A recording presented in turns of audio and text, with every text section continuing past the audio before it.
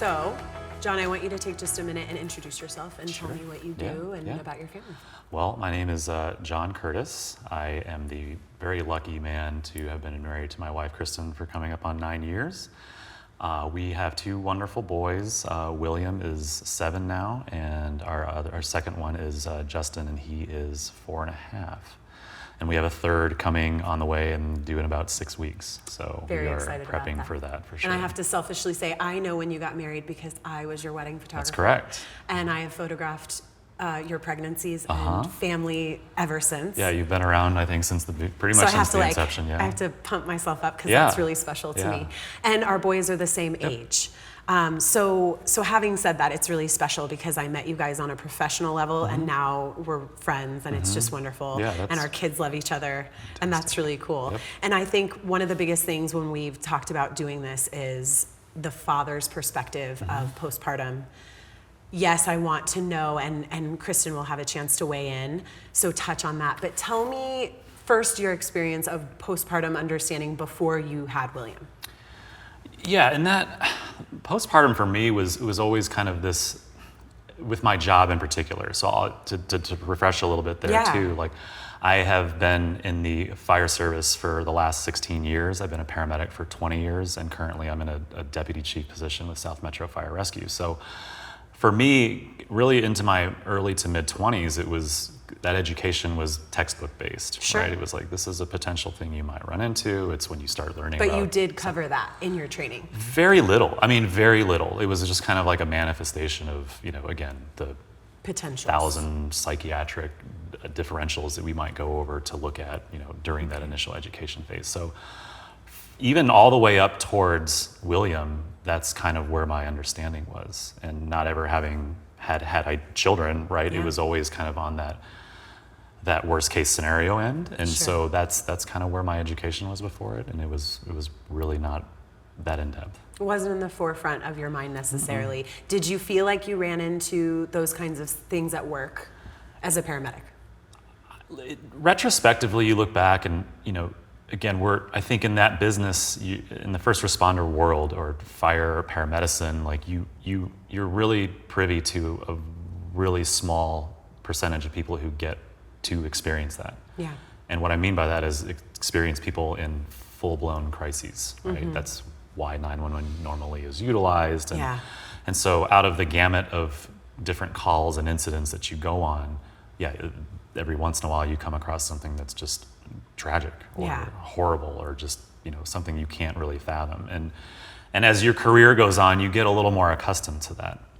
And so when it came to youth and children, they're obviously something that was exposed to me during that time prior to having children. And I always think back to that, where even though I'm still in the business and still was running calls while I had kids, it changed everything. And I've heard that from people and parents before. So but for me, it was, I experienced some really, really horrendous stuff with children and young children under the age of 2, and I remember those very specifically. And so when you look back at, non-accidental trauma or that type of, where it is like a parent or a relative or somebody who's creating that trauma to children. Some of it was terrible. It's, drowned and boiling and I mean, just like really, really tough. And, people who did things that you would never think anybody could do to a child. And for me at the time, it was just take care of it, fix it, get them to the hospital, do those things. Looking back and where people can go with PPD in particular, or even the next level with the psychosis piece of it, you look back and it's like, there's no way that maybe that wasn't a correlation. I totally agree. And I'm clearly not asking mom in particular or even dad, like what's going on at 12 months or 8 months that with them as to why that happened. It's just fix it. But there's no way to look back and see that. So it's hard to imagine, and I know Drew has shared a little of that with me as well. You guys both have similar backgrounds. You've been in it a lot longer than he has. What about your own personal experience? When it came to the first one, or? Yeah, and I want to be clear, I keep saying, we keep saying postpartum. There's the phase of postpartum after you have a baby, right? So there's that first year of baby's life that is kind of called the postpartum phase, the fourth trimester. Right. But for what we are talking about specifically, postpartum depression and anxiety, at what point did you, I guess, at what point did Kristen share with you, or did you become aware that that was affecting your family? It was certainly within that first year. Okay. And I think we kept ourselves really busy. It was one of those things where I wouldn't say I wasn't paying attention to it. It was just we were doing a lot of the things we did even before William. We traveled a lot. I think he went on 10 round trip flights like before he was 1. So we were just kind of bouncing all over. And where I really started to notice it was, again, for me in particular, as it related to my wife, it was a lot of tears. It was a lot of crying. It was a lot of sadness. Was that normal for her? No. Okay. No. And you had those bouts during pregnancy, right? And then I think just, again, everything that's going on. And we talk a lot, right? So that was part of it. And I'd always ask her, I'm like, what is going on? Yeah. And I'll never forget the answer that she'd always give me, or the large majority of the time, was, I don't know. Yeah. Yeah. And that was kind of the first one where I'm like, what is going on with my wife? Like, we're so excited. We have this wonderful our first child. He's amazing. He was a pretty easy kid in that first year. Yeah. Yet I had like my wife who was not motivated. She just wasn't moving around. She wasn't working out. She wasn't doing all the things that she usually does. Totally. And I think that's where it started clicking. I'm like, something isn't right here. Do you feel like you're aware of around the time that started to become really an issue with her behavior or her normal routine? It wasn't so much when I was home. Like when I was home, like I'm trying to be an active dad, right? Of And course. I tried to get in there and take the responsibility and do everything I could to either let her rest or whatever that was. Like that was really what I wanted to do. I think in retrospect, looking back, like I didn't realize how significant it was when I went to work. Yeah. And because I know your schedule, Sure, yeah. because Drew is dealing with that. But when you would go, how long were you away? What did that look like? So the shift work for us was 48 hours at a time. So I would literally go to work at 6:30 in the morning, and I wouldn't come back for 2 days until 7 or 8 in the morning. So it was 48 hours of complete on your own. Isolation. Yeah. And I think that's where, as we've talked about it more, where the anxiety came from, the isolation, the I'm by myself, a lot of those. And that was really, I think, specific to shift work. And I agree. As a husband or a spouse, it was probably the hardest part, because it's like, yeah, that's how It is we're what it paying is, the right? bills, Yeah. but I have to leave. Like I have to non-voluntarily leave my wife when she's struggling. Right. And it was really, really difficult. And we've discussed, like, I didn't go through that because Drew wasn't doing that yet, but your job is so incredible. It is, health insurance is amazing. It's an amazing job. And remind me, Kristen is a nurse. Yes. So she's also in healthcare. Did she ever express to you, and I'm just curious about this coming into mind, that she had some knowledge or training? Was she aware of what she was going through, or was she, you were saying she said, I don't know. That wasn't in her mind, really. There was a lot of I don't knows, but there was also, as we got even further down the road of just, again, where I was looking at it like this is something else, right? And I didn't even at the time with the background and everything else, like for me to put a stamp on it and say that's postpartum. Yeah. She was like, I'm just sad. Yeah. I don't have a reason, I'm just sad. Yeah, and then that's you start frustrating. putting it together. It's like that's depression in some form, right?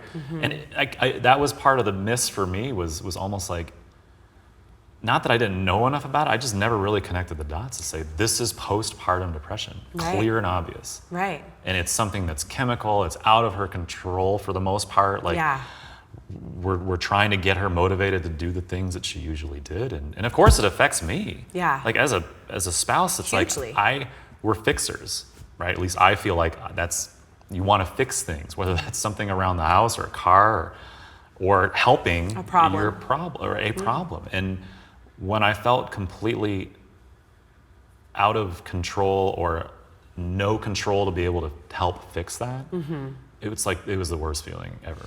And I couldn't do anything about it. And it's important for her to have that conversation with you now. At the time it's going on, it's so hard to identify how you're feeling and where it's coming from. But hearing you say it really affected you as well. I keep saying in these conversations, this isn't a women's issue. Sure. This is a family issue, a community issue, because you and Kristen are so close. You're so connected. I know you talk a ton. I really love that about your relationship. And I think it should be across the board. Communication should be important in marriages, in relationships of any kind. And even with how connected you are, it wasn't something she could control. It wasn't something you could fix.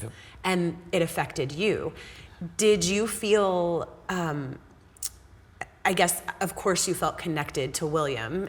But did you feel that bond instantly with him? Did it take a little bit of time? It took a little time. And it's probably what the large majority of first-time dads would say. Like it's the absolute game changer. Like you understand it's coming, you know it's coming, and then once that child is born and you see them and you hold them, like your purpose for your existence completely shifts, right? Like I said, the paradigm is completely different. I agree. And and we mentioned it, where there's a stigma, I still believe, with men in particular, dads, where, right, you've heard it. I heard it. It was, there's nothing, you can help and do a couple things, but you're almost worthless in the first little bit there. And I never took that to heart. Great to hear, right? Right, yeah. It's like, okay, cool. Well, I'll take this time off and then not do anything. Of course, that's not the case. But Not at all. clearly there's like the mother-son bonding piece. There's the feeding piece. There's the nourishment piece. There's all of that is legitimate.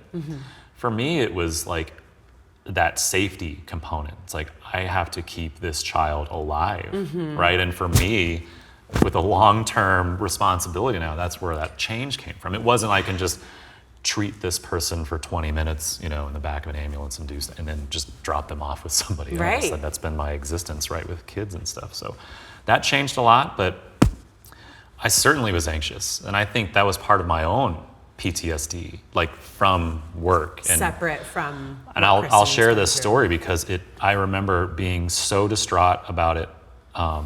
We had one of those, we tried one of those apnea monitors. So you can put that monitor in the mattress of the bed that detects breathing. Yeah. Right? Yeah. And it sounds this horrendous alarm should your child stop breathing. Okay. So that was just something what a mechanism to try. And I remember that alarm going off. And I went from bed to upstairs in like 3 seconds, right? I bet. And he was fine. But I was like, I can't do this. We have to let this play out a little bit. So I had this like survivorship mentality of like, and it was all the time. I couldn't get it out of my head about when he went to bed. Was he gonna wake up? Was this a SIDS thing? Was this something we couldn't control? And like it played with my head for probably 2 years where I couldn't get over It was just yours though. That didn't come from Kristen. This was something, you were experiencing. I also super anxious. Remember learning about those monitors. And we had a conversation where I was like, we should do that. And Drew was like, we should not do that. Like you are already so hyperfixated on everything that's going on. That's just too much information. Learn that lesson. Right? And there's that argument of, we read all these books, we learn about baby, we learn about the physiological needs and what are they gonna do and what are some milestones, but we don't do a lot of reading about how to care for mom after. And that's something that I would love to see change on the prenatal side. Yeah. And you mentioned in our conversation before, and I wanna talk about, was postpartum mentioned to you, postpartum mood disorder specifically during the prenatal training and learning, and you take all these classes and you learn how to breathe through labor, but no one mentioned personally to me, hey, heads up, this could be an issue that you deal with. Here's what to look out for. And you are both medically trained, so I'm curious about that. That was another piece too. That's what we were kind of falling back on was, you go through all the pieces and the classes and you have the check-ins that are very frequent, and we're very lucky to have had that, right? Even in this country to have that kind of access to healthcare, which is more than most. Yeah. But I look back and I just remember it. If we heard it at all, it was just kind of like a checkbox side piece that was just like, hey, you might encounter this. And looking back now and then having gone through it and doing some more research and reading the literature, it's quite prevalent. Baby blues, postpartum depression, right? Psychosis. Like there's those pieces, and to read and learn about it, we never really educated ourselves, nor were we really given to that. And we had great experience with our physicians and the healthcare group, and We had great doctors I too. just look from the prenatal end of it and the preparation piece, especially going into your first, it wasn't a priority. And that's something that I feel like could change as well. And the statistics are changing just in the last few years. I'd say in the last 3 years, it's gone from 1 in 8 to 1 in 5. Yeah. You know, it's changing, which is great, but based on what? What do we need to be measuring? What's the critical criteria to be measuring to learn more so that we can educate women before they're in it? Because once you're in it, it's really hard to. It is, and we learned it we learned it through trial and error. Like that was, we experienced it, and then we were, again, fortunate that our relationship prompts us to talk and prepare. And so when we went into Justin, it was a much different scenario. What did that look like? So we knew that was something that we had dealt with, that Kristen had dealt with clearly in the first, with William. And then going into the second one, we were really more trying to prepare for it coming again. Yeah. And so we enlisted her to speak to a professional and do that on the regular, and kind of, again, prepare the mind if we could. During pregnancy. During pregnancy and prior to, and then even after. And while I think we had prepared enough that it was better for Kristen, as we were talking about, it kind of flipped where I was the one Share that, because this having is a really lot more feelings of inadequacy and just almost helplessness and not being able to provide. And that was stemmed from something that I know other people have experienced, but again, we weren't prepared for that. Was our second one didn't take a bottle for like a year. So, Kristen works, she's a nurse. And so when she'd go to work, and again, my job was fortunate to give me the ability to be home for 20 days a month. That's the schedule. So I was home with the kids a lot, and I love that. But trying to take care of Justin as a provider was really difficult because he wouldn't take a bottle. And we were almost joking, like, he'll take it at some point if we just keep doing this. And then it just became bad. He wouldn't. He wouldn't. He just wouldn't. So the routine was when Kristen went to work, and 7 or 8 minutes away at the surgery center she works at, it's like, let's get in the car. We go down there. I'm like, we're here. Come out of work, get in the parking lot, get in the car, feed the kid. I'd take him in the car a couple times a day. Yep, you get really used to that. So, but as a again, as a parent and a provider, it just felt like I'm failing. I can't even feed my kid. He's crying, he's this, and then came the angst, right? Yeah. And I had that with William too. Yeah. And I wanted to get into that a little bit because I want you to, yeah. even remnants from my job of really being in the field, where it was like, yes, NAT and the shaken baby, and parents just losing it, right? For reasons that we can't explain. Maybe there are reasons that we can't explain, right? That I want to really get into. But for me, and it was just wanting to soothe and comfort and do that with your kid. And sometimes even as a male in that regard, I felt like I couldn't do that. Whether that's biological or chemical or and this kid's an infant, it's 3 months or less, and crying. And I remember very distinctly where I would get these feelings of almost, anger, and just in this excitatory state that I can't explain it. And I wasn't like mad at the kid. It was just like, I can't fix this. And so there were times where I had to put William down. I'd be pacing in the basement, for an hour, trying to get him to go to sleep, and he's crying, and put him down and walk away. And that's something I'd never experienced. Like, I'm not that kind of rage kind of, but I translate that to, again, the worst case scenario where I've seen that. Yeah. And I can see how people who aren't able to disassociate that, or they're in whatever mental space that they are at, not being able to control that. That overstimulation, and I'll never forget right? That it crying was the noise, for so it was long. the not unable to comfort again, and failure, and like you find yourself in this headspace that's like almost indescribable. It goes back to the fixing, right? Yeah. I want to fix, I want to nurture, and I'm not able to calm my child. And this idea of setting them down and walking away is exactly the right thing to do, right? But your instincts are shouting at you. I remember experiencing that too. You think you've got a groove and you figure out how to handle a situation, and then with that same kid a month later, the thing that worked before no longer works. Yep. And then you have another child, and none of the things that worked with that first child work.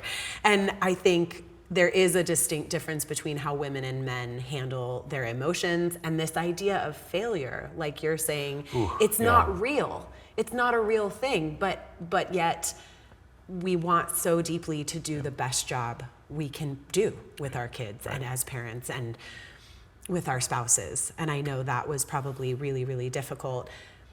What I want to know too, as leading into this third child, is, are there steps you're taking? Is there something that you have in the forefront of your mind as you're moving into this yet again?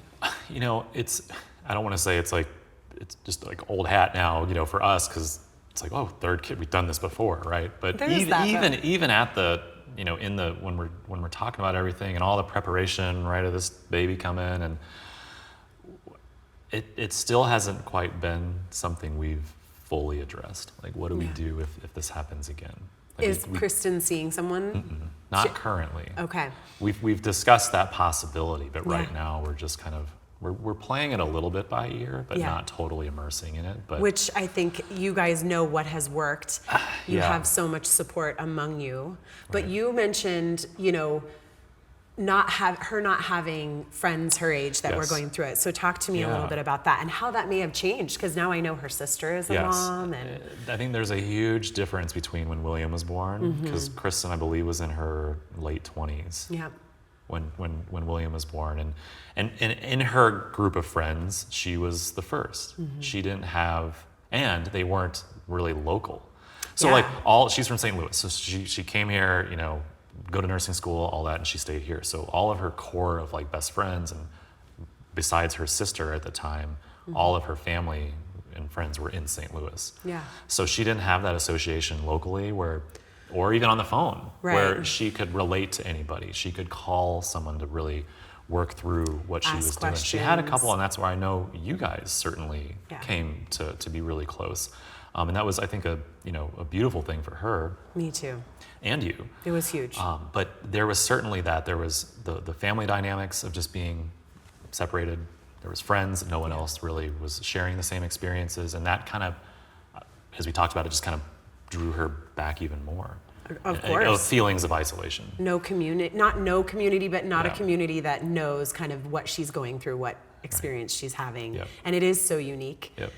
It's not a matter of like, well, you don't know if you don't have kids, but there's just a relevant nature to, people can try to empathize, but if they haven't been through it, it's hard to know how to help. Right.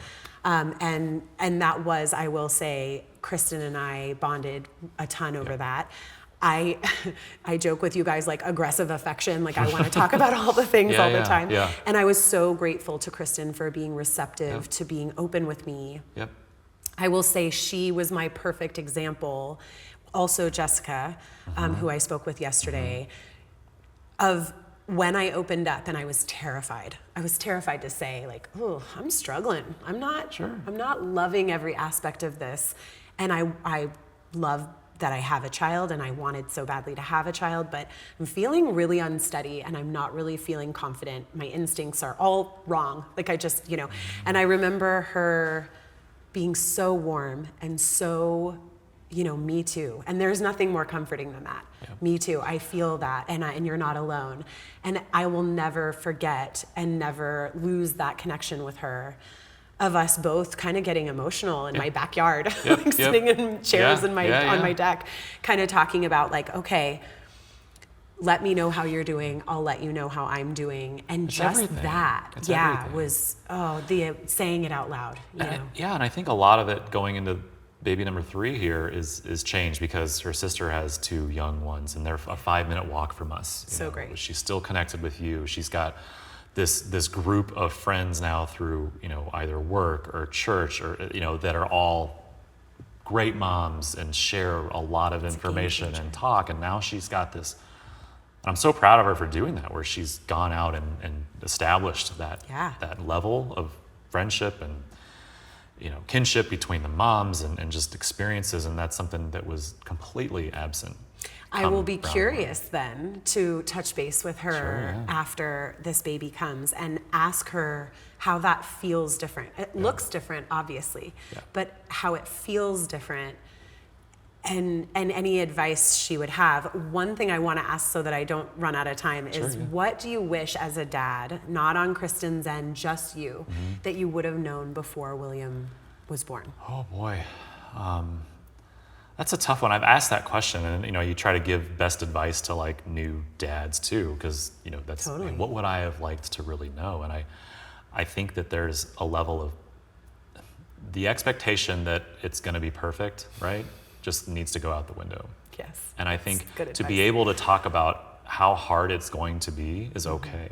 Yeah. And sometimes it's great, it's the best experience of your life. And yeah, of course it is. Yeah. But be real with me. Yeah. And that's what I try to do. It's like, hey man, like if I'm talking to another dad, I'm like, it's gonna be hard. Yeah. And there's no way around it. It doesn't make you, ungrateful. The I kid think that's doesn't have to the be big thing. sick. It doesn't have to be it's going to be hard. Yeah. And it's going to be hard on your relationship. It's going to be hard Yes. on your spouse. You're going to have to be there for her. That's kind of where it was like, yes, you're going to bond with the kid. That's part of the deal. But you should focus your attention and check in with your wife. Yeah. Like, period. Like, if you want to be there for anything, be there for your wife. I think that's awesome. And that is not only great advice, but it's also very romantic for me I'm a hopeless romantic. Well, I yeah, absolutely yeah. love that. But also, I would say now, and I know you would agree, I think it has enriched my marriage. Yes. Yes, there are hard moments, but we are so much closer and there's so much more real between us. I would never change that. I would never give it up. I also, seeing my husband as a father, and I know Kristen and I have talked about her watching you with the boys and how much it's just this bursting open. But you and I both agree, I know, that adversity is the best way to change. It's the only real way to affect true change to your habits, to your awareness and personality and perspective. But I want you to talk about kind of this idea of the industry you come from is a very male-driven. Yeah, it so is. there's this expectation, right? It is, and the fire service in general. It's been that way for years. It's something we've struggled with, the mental health part of it. Yeah. And I don't care who you are, after 10, 15, 20 years of exposing yourself to that every day, all the time, people's worst case, it's that the stress environment is significant. Yeah. And it does take a toll. And what I'm proud of about the industry is that there has been a cosmic shift, at least at our organization, about priorities on mental health. That's good. We are, again, super fortunate where we're giving moms 6 months off of maternity leave. Dads get 6 weeks off of paid paternity leave to bond and be there for their children. So it's something that has become more of a priority. On top of that, it's mental health trusts with the state, and we're looking at different ways to recognize it as a significant thing. Not necessarily directly to postpartum, but that certainly falls in that realm. Of course. And back to the stigma part, again, I think that's just been that way for a long time, where men in general are supposed to be this. Sure. And it's challenging to be vulnerable, or it's challenging to say I need help, or I'm struggling. And I think it's changing. I believe that. It's just something that I always look to people, and like I've told you, I'm an open book. And it's okay to talk about those things. It's okay to be vulnerable. It's okay to lay yourself out there, because someone else it's gonna resonate with somebody. It's not only, okay, it's paramount. It's almost necessary. You have to. I believe that. I think without it, there's this huge missing piece, and it's the most important piece. Yeah. You cannot connect authentically with people if you're not willing to be vulnerable. Right. You're not, again, letting go of that perfection. Right. And I will say, a lot of the change being affected in your industry, I know you're not going to take credit, but it's because of the work you're doing inside of the industry. And I know that there are other people doing that work too. For but sure. you're, I know, and I've seen it over the years, you're just doing amazing things. I appreciate that. I really appreciate it, because I know, and there's arguments about hormones being part of the reason that men struggle to express and go to that place. Yeah. There's societal reasons, obviously, that goes without saying. We all know that. But I think fatherhood and the father's perspective is just completely underreported on. That's fair. No one asks. I mean, again, you even said there's this stigma that the father can't help and they're worthless and this whole thing, which I don't like at all. Yeah. It's ridiculous. I'm with you. But mostly I don't hear a lot of people, even the times they do say, how's baby? How's mom? How was labor and delivery? Dad Dad? is just totally Yeah, left sure, out. right. No one asks him how it's affecting him. So while mom may be struggling, how can you possibly support her if no one is checking in with you either? It doesn't help us to take the brunt away from mom and put it on you. That doesn't fix it. Right. But I do think the education in the early, the prenatal Yes. stage is a huge part of it. And people like you being willing to open up and discuss their experiences. Sure. And with William, I know he was your first kid, so that was a doozy, for us too. Oh yeah, Cray was- game changer, right? It totally, paradigm shift is a Yep. perfect way to Yeah. say it. Justin having his own personality and Yep. his own choices. No, thank you, I don't want the bottle.